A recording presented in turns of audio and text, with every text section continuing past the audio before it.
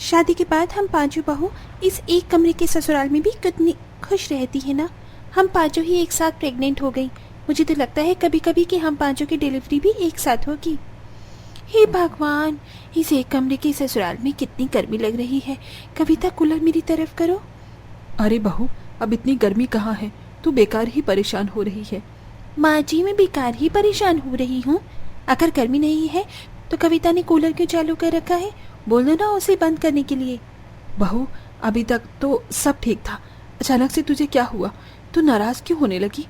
मेरा मन कर रहा है आप सब पर अपने दिल की भड़ास निकालने का, इसीलिए नाराज हूँ, और कुछ।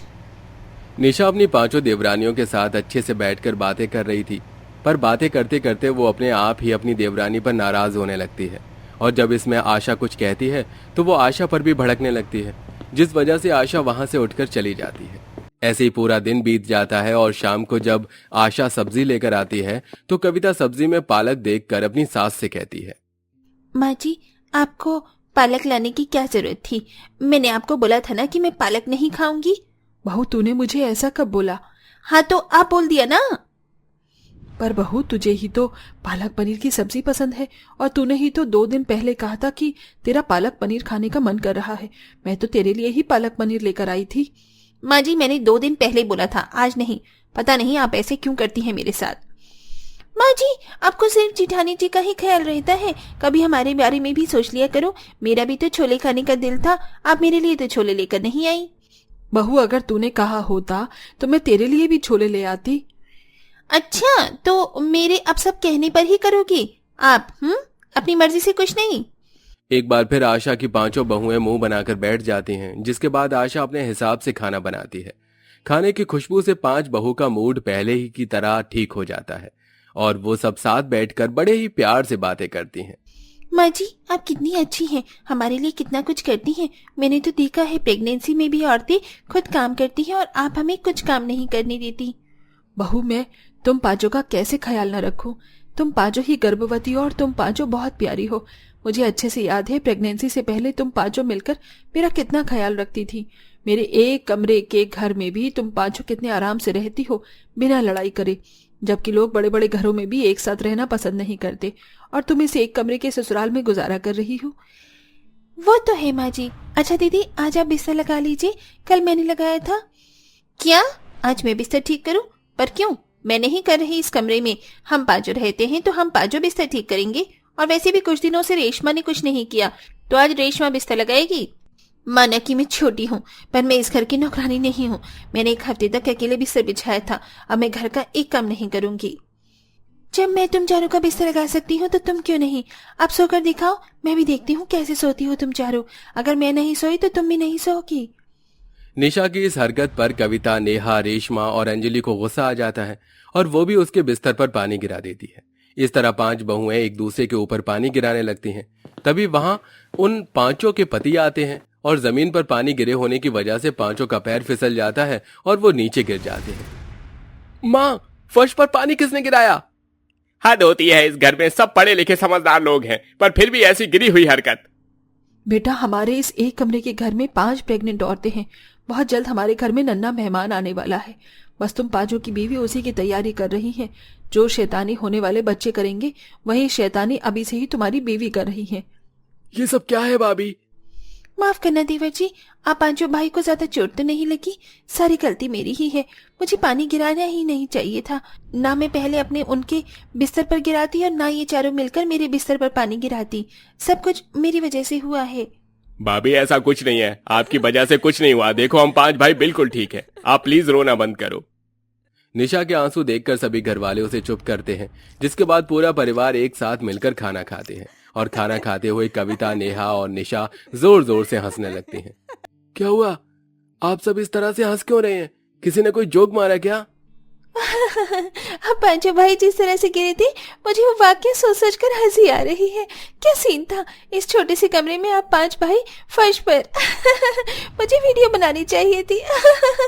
अरे बहू, हंसना सेहत के लिए अच्छा है, पर इतनी बुरी तरह से भी मत हंसो। बेचारे मेरे बेटों को शर्मिंदगी महसूस हो रही है। माँ जी, आपको तो अब हम 5 बहू की खुशी से भी दिक्कत होने लगी है। आप ऐसी कब से हो गई, जबकि हम पांचों ने हमेशा आपकी खुशी के लिए इस एक कमरे के घर में गुजारा किया।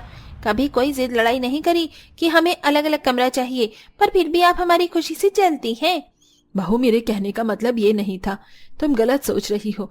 मैं समझ सकती हूँ तुम पांचों गर्भवती हो, तुम्हारा मूड स्विंग होता रहता होगा, पर छोटी छोटी बातों को ऐसे दिल पर मत लगाओ। अगर आप सच में हमें प्यार करते हैं तो आप इसी वक्त हमारे लिए इमली लेकर आओ। बहू, रात के 12 बजने वाले हैं, मैं इमली कहाँ से लाऊं?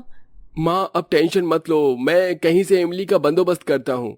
अपनी पांचों बहू के मूड स्विंग से बेचारी आशा परेशान रहने लगती है।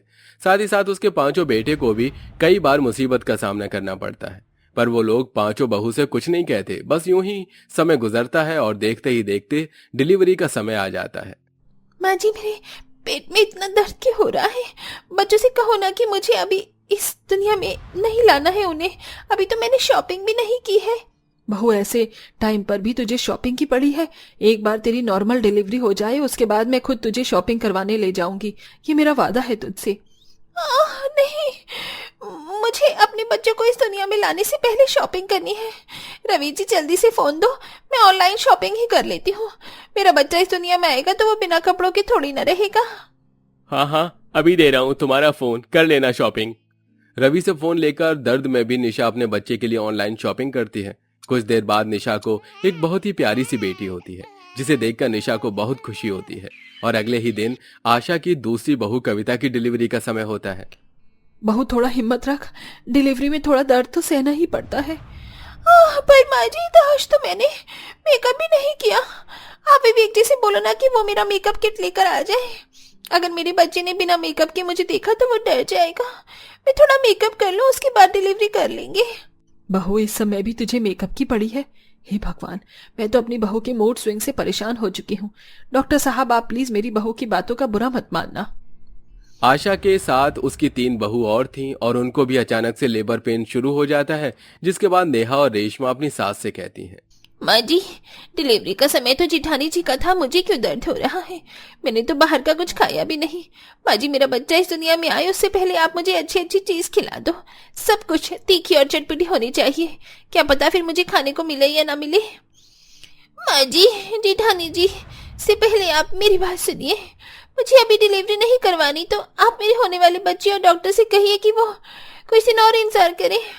और हाँ, अगर फिर भी मेरा बच्चा नहीं मानता तो डॉक्टर से बोलिए कि मेरी ऐसी डिलीवरी करवाए जिसमें मुझे जरा भी दर्द ना हो। चुप रहो बहू, तुम सब।